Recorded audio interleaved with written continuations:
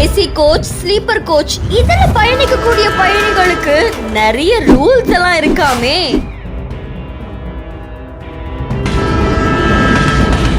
குறிப்பிட்ட இந்த நேரத்துல இருந்து இந்த நேரத்துக்குள்ளதான் தூங்கணும். அதை மீறினா ரொம்ப தப்பு.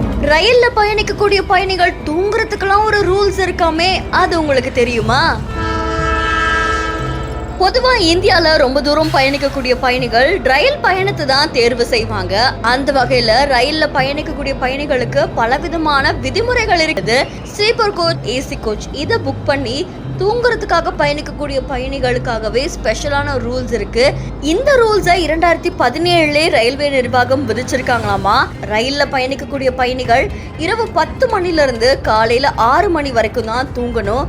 அதுக்கப்புறமா தூங்கக்கூடாது அப்படின்னு கூறியிருக்காங்க.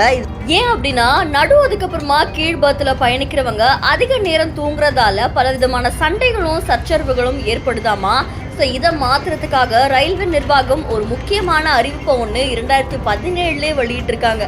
ரயில்ல பயணிக்கக்கூடிய பயணிகள் இரவு 10 மணில இருந்து காலையில 6 மணி வரைக்கும் தான் தூங்கலாம். மீத இருக்க நேரத்துல அவங்களுடைய இருக்கைகள்ல தான் அமரணும் அப்படின்ற மாதிரி சொல்லியிருக்காங்க. அதுக்கு முன்னாடி இரவு 9 மணில இருந்து காலையில 6 மணி வரைக்கும் தூங்குறதுக்கான அனுமதிக்கப்பட்ட நேரம் இருந்ததாமா.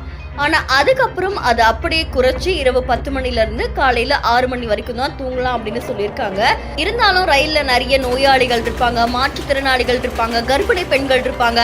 இந்த நேரங்கள்ல எப்படி இதெல்லாம் நம்ம செயல்படுத்த முடியும் அப்படின்ற கேள்வி எழப்போ இந்த மாதிரியான நேரத்துல அவங்களுக்கு மட்டும் ஒத்துழைங்க அப்படின்னு சொல்லி பயணிகளை ரயில்வே நிர்வாகம் கேட்டுக்கிட்டதா சொல்லப்படுது. ரயில்ல தூங்குற நேரம் தவிர மற்ற நேரத்துல ரயில்ல இருக்கக்கூடிய அந்த மிடில் பர்த் இருக்குல்ல, அந்த பர்த்தை க்ளோஸ் பண்ணி வச்சிடணுமா. அண்ட் கீழே இருக்கிற பர்த்ல எல்லாரும் உட்காந்துட்டு வரணும் அப்படின்னு தெரிவிச்சிருக்காங்க.